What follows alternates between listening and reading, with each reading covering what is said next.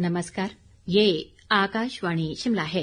अब आप प्रभा शर्मा से प्रादेशिक समाचार सुनिए। आज के मुख्य समाचार। प्रधानमंत्री नरेंद्र मोदी ने कहा, ऑपरेशन सिंदूर ने किया स्पष्ट, आतंकवादी हमला होने पर भारत अपनी शर्तों के मुताबिक देगा जवाब। प्रदेश मंत्रिमंडल ने पुलिस भर्ती में चिट्टा का डोप टेस्ट किया अनिवार्य। जल शक्ति विभाग में 12 साल की सेवा पूरी कर चुके जल रक्षक बनेंगे पंप अटेंडेंट। मानसून की भारी वर्षा व बादल फटने से मंडी शहर में 3 लोगों की मृत्यु। प्राकृतिक आपदाओं से निपटने के लिए स्थायी नीति लाएगी सरकार। और उप मुख्यमंत्री मुकेश अग्निहोत्री ने कहा, प्रदेश के विभिन्न बस अड्डों के रखरखाव पर खर्च होंगे 7 करोड़ रुपए। अब समाचार विस्तार से। प्रधानमंत्री नरेंद्र मोदी ने कहा है कि ऑपरेशन सिंदूर ये स्पष्ट करता है कि भारत ने 3 बिंदुओं पर निर्णय लिया है। आज लोकसभा में ऑपरेशन सिंदूर पर चर्चा के जवाब में उन्होंने कहा कि यदि भारत पर कोई आतंकवादी हमला होता है तो हम अपने तरीके से, अपनी शर्तों पर और अपने समय पर जवाब देंगे। उन्होंने कहा कि अब कोई परमाणु ब्लैकमेल काम नहीं करेगा। प्रधानमंत्री ने कहा कि हम आतंकवाद का समर्थन करने वाली सरकारों और आतंकवादी मास्टरमाइंड को 2 अलग अलग संस्थाओं के रूप में नहीं देखेंगे। ऑपरेशन सिंदूर से स्पष्ट होता है कि भारत ने 3 सूत्र तय किए हैं। अगर भारत पर आतंकी हमला हुआ तो हम अपने तरीके से, अपनी शर्तों पर, अपने समय पर जवाब देकर के रहेंगे। दूसरा, कोई भी न्यूक्लियर ब्लैकमेल अब नहीं चलेगा। और तीसरा, हम आतंक की सरपरस्त सरकार और आतंक के आकाओं उनको अलग अलग नहीं देखेंगे। प्रधानमंत्री ने ऑपरेशन सिंदूर के दौरान लोगों द्वारा दिए गए सहयोग के लिए देशवासियों का आभार व्यक्त किया। राज्यपाल शिव प्रताप शुक्ल ने आज नई दिल्ली में प्रधानमंत्री नरेंद्र मोदी से शिष्टाचार भेंट की।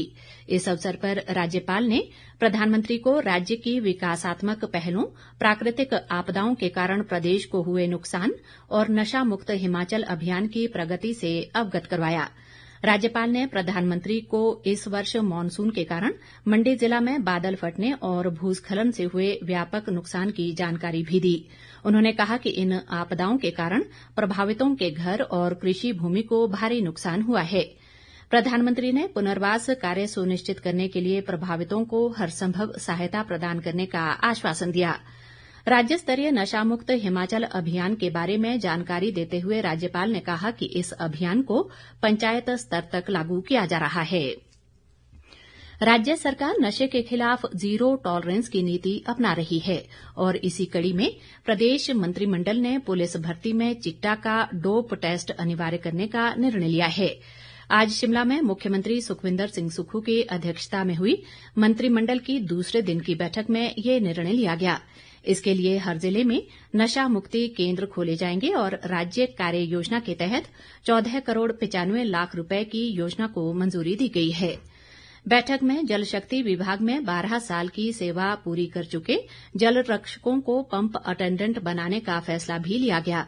बैठक के बाद मंत्रिमंडल के निर्णयों की जानकारी देते हुए राजस्व मंत्री जगत सिंह नेगी ने कहा कि इस निर्णय से 31 दिसंबर 2024 तक 12 साल पूरे कर चुके 1386 जल रक्षक लाभान्वित होंगे। उन्होंने कहा कि इससे विभाग को 18 करोड़ का सालाना आर्थिक बोझ उठाना पड़ेगा। बैठक में नाहन, नालागढ़, मोहल और रोहडू में मिल्क प्रोसेसिंग प्लांट खोलने को भी मंजूरी दी गई। इस दौरान आपदा को लेकर कैबिनेट सब कमेटी की सिफारिशों को भी मंत्रिमंडल ने स्वीकृति प्रदान की। केंद्रीय नागर विमानन मंत्री किंजरापू राम मोहन नायडू ने कहा है कि हिमाचल प्रदेश के कांगड़ा एयरपोर्ट पर परिचालन करने वाली एयरलाइनों द्वारा किसी भी पर्यावरणीय खतरे की सूचना प्रदान नहीं की गई है। संसद में आज राज्यसभा सांसद व प्रदेश भाजपा महामंत्री डॉक्टर सिकंदर कुमार द्वारा कांगड़ा एयरपोर्ट पर पक्षियों के टकराने की घटनाओं की रोकथाम संबंधी पूछे गए सवाल के जवाब में उन्होंने ये जानकारी दी। केंद्रीय मंत्री ने बताया कि कांगड़ा एयरपोर्ट पर 1 जुलाई 2023 और 30 जून 2025 के बीच 2 पक्षी या वन्य जीव के टकराने की सूचना मिली थी। डॉक्टर सिकंदर कुमार के एक अन्य सवाल के जवाब में केंद्रीय जल शक्ति राज्य मंत्री राजभूषण चौधरी ने बताया कि राष्ट्रीय स्वच्छ गंगा मिशन में वर्ष 2025 के लिए आरसीए के तहत एक कार्य योजना को मंजूरी दी है। उन्होंने कहा कि हिमाचल प्रदेश सरकार ने नदी तटों सहित पूरे राज्य में सड़क निर्माण गतिविधियों से निकलने वाले मलबे और कचरे के अवैध डंपिंग की निगरानी व रोकथाम के लिए प्रत्येक जिले में एक समिति का गठन किया है। ताजा समाचारों के लिए आप हमारे Facebook page All India Radio news Shimla, X handle @AIR News_ Shimla और YouTube channel AIR Shimla news पर लॉग इन कर सकते हैं। शेष समाचार इस अंतराल के बाद। प्रादेशिक समाचार बुलेटिन में आपका फिर स्वागत है। बाकी समाचारों में प्रदेश के अधिकांश भागों में आज मानसून की वर्षा रुक रुक कर जारी है और कई स्थानों पर भारी वर्षा का समाचार है। मंडी जिले में बीती रात मूसलाधार बारिश व बादल फटने की 2 अलग अलग घटनाओं में अब तक 3 लोगों की मृत्यु की पुष्टि हो चुकी है, जबकि कई अन्य के मलबे में दबे होने की आशंका है। इन घटनाओं में जहां दर्जनों घर व दुकानों में मलबा भर गया है, वहीं सैकड़ों वाहन दब गए हैं। उपायुक्त अपूर्व देवगन ने बताया कि जेल रोड और जोनल अस्पताल क्षेत्र में सबसे अधिक नुकसान हुआ है। भारी बारिश व भूस्खलन से अवरुद्ध हुए चंडीगढ़ मनाली राष्ट्रीय उच्च मार्ग को आज शाम जोगनी मोड़ के पास 1 वे ट्रैफिक के लिए बहाल कर दिया है, जबकि मंडी धर्मपुर मार्ग अभी भी अवरुद्ध है। मुख्यमंत्री सुखविंदर सिंह सुक्खू ने घटना पर गहरा शोक व्यक्त करते हुए मंडी के उपायुक्त को प्रभावितों को हरसंभव सहायता देने के निर्देश दिए हैं। उन्होंने आज शिमला में पत्रकारों से अनौपचारिक बातचीत में कहा कि इस तरह की आपदाओं से निपटने के लिए राज्य सरकार अब एक स्थायी नीति ला रही है, ताकि जान माल के नुकसान को कम किया जा सके। उन्होंने कहा कि भविष्य में अब कोई भी सरकारी संस्थान नदी नालों के किनारे नहीं बनाया जाएगा और सभी सरकारी भवन 100 से 150 मीटर की सुरक्षित दूरी पर ही बनाए जाएंगे। हमने देखा कि कई सरकारी संस्थान जो है नदी नालों के किनारे बना दिए जाते हैं और कह दिया जाता है कि यहाँ बना दो, और उसकी साइट डेवलपमेंट पर ही करोड़ों रुपये खर्च कर दिया जाता है। इस बारे में एक कमेटी बनेगी और जो भी सरकारी संस्थान की बिल्डिंग्स बननी होगी वो नदी नालों से तकरीबन 100 से 150 मीटर की दूरी पर बनाने का निर्णय सरकार ने लिया। पुराने लोगों नदी नाले के किनारे बसे हैं, उसके लिए एक कमेटी का उच्च स्तरीय कमेटी का गठन। इस बीच मौसम विभाग ने आज और कल यानी 30 जुलाई के लिए कांगड़ा, मंडी, कुल्लू और चंबा जिलों के लिए भारी बारिश का ऑरेंज अलर्ट, जबकि लाहौल स्पीति और किन्नौर को छोड़कर अन्य सभी जिलों में भारी बारिश का येलो अलर्ट जारी किया है।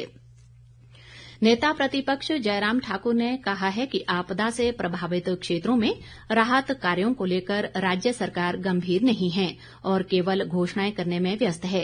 मंडी शहर के जेल रोड में हुई बादल फटने की घटना का जायजा लेने के बाद उन्होंने कहा कि मंडी जिले में लगातार बादल फटने की घटनाओं ने 1 माह में ही 1500 करोड़ रुपए से अधिक का नुकसान किया है।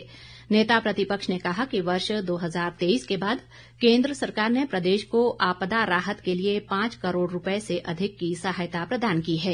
बावजूद इसके प्रभावितों को अभी तक राहत नहीं मिली है, जो दुर्भाग्यपूर्ण है।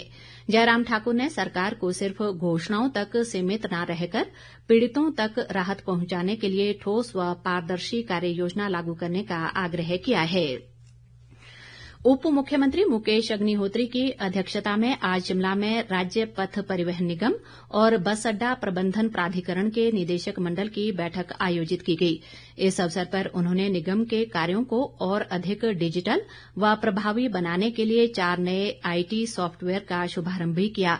अग्निहोत्री ने कहा कि प्रदेश के विभिन्न बस अड्डों की मुरम्मत और रखरखाव के लिए 7 करोड़ रुपए की राशि खर्च की जाएगी और सभी बस अड्डों पर CCTV कैमरे लगाए जाएंगे। निदेशक मंडल ने हिम बस प्लस नामक एक नई योजना शुरू करने को भी मंजूरी दी। प्रदेश उच्च न्यायालय के आदेशों पर राज्य में सरकारी जमीनों से बेदखली और सेब के पेड़ों के कटान के विरोध में किसान सभा व सेब उत्पादक संघ के नेतृत्व में किसानों और बागवानों ने आज शिमला में सचिवालय के समक्ष विरोध प्रदर्शन किया। इस दौरान उन्होंने सरकार से बेदखली व घरों की तालाबंदी पर रोक लगाने की मांग की। बाद में पूर्व विधायक राकेश सिंघा के नेतृत्व में सेब उत्पादक संघ के एक प्रतिनिधिमंडल ने मुख्यमंत्री सुखविंदर सिंह सुक्खू को विभिन्न मांगों व समस्याओं से अवगत करवाया।